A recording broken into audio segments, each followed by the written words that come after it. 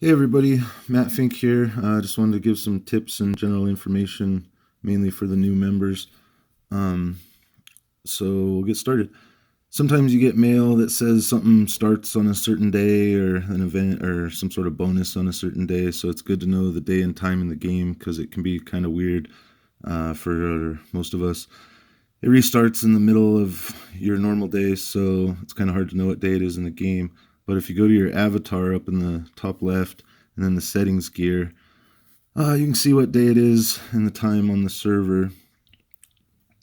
Then one other thing I found is kind of down here. This sign tells you all your resource income per hour. It's kind of cool. Just try to watch it and see, make it grow and see how much it's growing. And then if you need, say, 6,000 paint, if you come back in an hour, you can harvest 6,000 paint. Some of the stuff out on the battlefield, if you find somebody out on the battlefield when you're scouting around or whatever, and you want to be able to come back to them, or you find anything you want to be able to come back to, say maybe a resource or whatever, I don't know. But you can click on things, and then up here you can bookmark it, and you can change the name, give it a category. Then once you've bookmarked it, this little star down here in your coordinates bar, you can click on it, and it'll bring up all the bookmarks you have, and you can look through them by category. Also, if somebody comes to base and starts attacking, or you see something you want to share with everybody, if you click on it and then you click these three little dots, it'll put it right into chat, and when you share it, it'll be a blue link that anybody reading can click on, and it'll take them right to it. And if you want to send it through mail or something other than the main chat, you can back out and then go into your mail, and it'll carry it over. Sorry. It'll carry it over to any mail that you click on also. So that's nice for sharing stuff you want people to see instead of typing it in, because if you type it in, they have to type it in also, and they can't just click on it. Another thing, if you're going to be teleporting around or whatever, you can bookmark yourself so you always know where to come back home. Or on this map with the binoculars, you can click on it, and you'll see like the yellows, your command center. All these guys are your core members. And then if you want to scout around, you can click somewhere and start from there. I like to go side to side because your screen's usually wider that way. And then you kind of know where you've scouted for stuff. And then during the battlefield versus battlefield events, when somebody lands, it'll have a banner that reads across the top that says an invader has landed at such and such coordinates, and you can type that in and check them out, or you can come on here and all the invaders will be little red cones, and you can click on them, see if they're bubbled or not, or if they're making an attack. A lot of times someone will land somewhere and then they'll move, so you can kind of keep a track of them on here. So a couple of things just in general. The fanatic rallies, if somebody's rallying on like a level 3 and they've already got a few people in there and you don't want to send your troops because you don't have very many, for every person that joins, it increases the power like 100%. So even if you just send one troop, it's worth it and appreciated.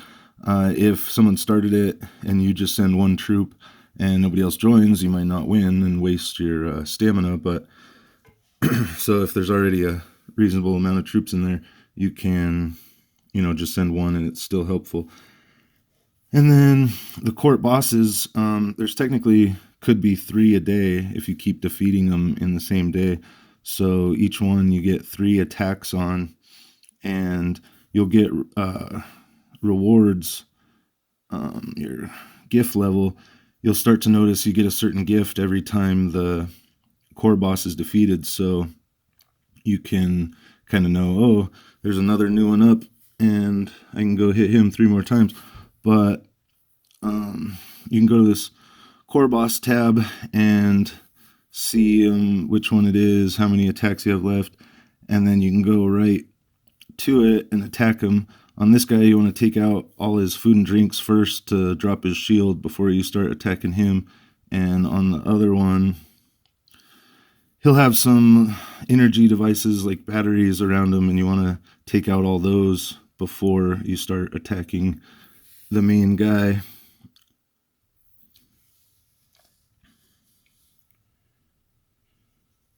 Another thing would be the core's resource plot.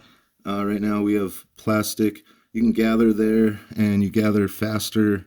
You gather more resources faster from there than you do out in the field. And your troops are safe there, so you don't have to worry about them getting attacked during an event. So moving on, we'll go down to this core tab again down here. If you want to find somebody because they asked for some resources and you want to send them to them, or maybe they're getting attacked and you want to reinforce them, you can go to this member part, and then if you kind of know about what level they are, maybe you know where to start looking, and then you can go in here and say you find them, and then you can send them resources, reinforcement, send them a direct message. If you send them resources, it'll take you to them. So now wherever your base is delivering these to him. So now you can see him, and you can click on him again there, send him resources right from there, reinforcements right from there, over and over. Then also in that tab, if you want to send a mail to everybody, you can click this and it'll send a message to everybody in your core. And then the core store, this is important for bubbles when you're starting out. I'll talk about getting some points, but you can go in here. These points are yours to spend. So this Aegis is your bubble. You can get an 8-hour in here. I think there used to be a 24 in here, so it might change at some point, but you want to try to have enough of these bubbles for the war events that you can stay protected when you're trying to grow. Maybe set an alarm when you need to reuse them or whatever, or reset a new one. And then to get your points, you can go into that quest tab down there at the bottom, down here. And you want to do your dailies for yourself. It helps a lot. And then your core quests. You want to try to complete as many of these as possible. I think finishing this just gave me like 6,000. And then when everybody does enough, it gives the points for upgrading the core command and core resources. And then one trick is for the core trade. If you're low on resources, you send 15,000 resources out 3 times to get this. So you could talk to somebody in your core and trade back and forth, where you send them 15,000 of whatever 3 times and they send it back 3 times, and you'll lose a little bit because of taxes, but if you want to complete it, that's a good way to do it.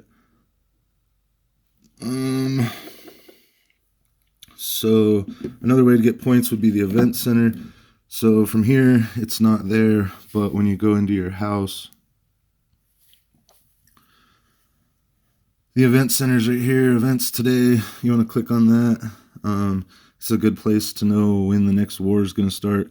Like during the week, it'll have the next upcoming event, and it'll tell you how long till it starts, so you know when you need to be ready to bubble.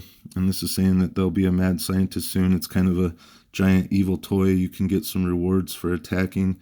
And then you can kind of plan some other stuff around in here to try to get extra resources and points. And so like if you're going to train a bunch of soldiers, you could do it where you get extra stuff for how many soldiers you train. And you can start them before the event and then just like harvest them or whatever you want to call it. And you'll get them during the event. If you harvest them, you'll get the points.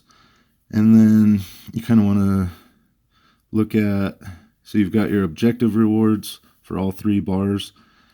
And as you complete the points, you can click rules up here and it tells you what you do to earn the points you need. And after you finish this, there's the individual stage ranking. So that's out of everybody where you rank. And you can click on that to check out what you get for your individual stage rank. And then the Ace Commander, like this event happens over multiple days, and each day, each time the event happens, is one stage of it. So over the course of all the stages over multiple days, where you rank is your Ace Commander ranking. And you can get some good rewards that way. It's a lot harder to get in the top of this one though. And then for like the Time Traveler, it's a good idea to keep an eye on the individual stage rewards, because a lot of times your rank 11 through 40 all get the same rewards. So if you're 39th or 12th, you'll get the same rewards, and you can see what they are in here to see if it's worth it to you, because your troops die. But I'll talk about level 1 artillery, I guess, right now. You can build a bunch of level 1 artillery because they have the highest troop load, and if you're going to gather during a war event, these guys are going to kill troops any way they can, because there's always a kill event on the second 2 days of the war event. So they're trying to get this individual stage ranking and the Ace Commander ranking above and beyond the normal points. So even once they're maxed out, they want to kill every troop they can. So if you build a bunch of level 1 artillery, you can send them, or you can use them to farm, and if they get hurt, it's not very expensive to heal them. Whereas if you use your high level troops, it's not even worth it, because it'll cost more to heal them than you can gather. But then when you're done with, the war event during the week, when the Time Traveler comes up, you can try to send those low-level troops to hit the Time Traveler just to stay in that top 40 ranking, and you can check and see where you're falling at in it.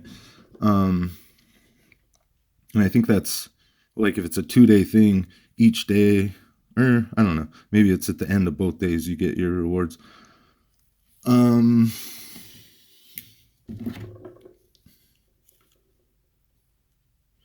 So, and like in here in those kill events, you can get like 900,000 core points for completing the kill event, like the battlefield sweeping. If you finish all 3 of these, you usually get like 900,000 points each day. So even if you just like reinforce somebody and they get attacked, you might get some kills that way, or go out and hit somebody, you can get some kills. So those are some good way to get some core points. And then as far as gold, if you kind of look down in here, you'll see something moving, and it'll be like a Lego block or a matchbox or something. I like to let it get as high as it can, because you might have to click on it 3 times. So you click on it once, and the guy will pop out with a red exclamation point, and if you hit him 2 more times right away, you'll kill him and get some gold. Or if you hesitate for just a second, usually you only have to hit him once, because that red exclamation point kind of goes away. But you can get some gold down in here. Every once in a while I've seen them over here, but mostly I just watch kind of in this area. And then another good way to get gold is to always check your mail well when you get something from the studio, maybe the system also, but definitely the studio. You always want to read all the way to the bottom, like even if it just looks like, just a bunch of writing, always check the bottom, because sometimes they'll have some rewards down here with collect, and usually there's an image inside this instead of just these bars if there's something in there you haven't collected. So you can always check your old mail and make sure you're getting all your rewards that way. And one last thing to get gold that I can think of right now is out on the battlefield, keep an eye on your stamina, this green bar. When it gets around full, you might as well use it, because it stops growing once it's full, stops regenerating. You can always click on your guy, and this is your stamina, and I'm full 100 to 100, so might as well use some of it. You use it joining rallies or killing these evil toys. I think you can kill evil toys maybe 1 level higher than you are. So if you go to this radar screen, you can search for a lot of different things. Fanatic rally guys, or even just evil toys. So you can put your level in there, search for them. It'll take you right to them. You can attack them, and you can get a lot of gold that way.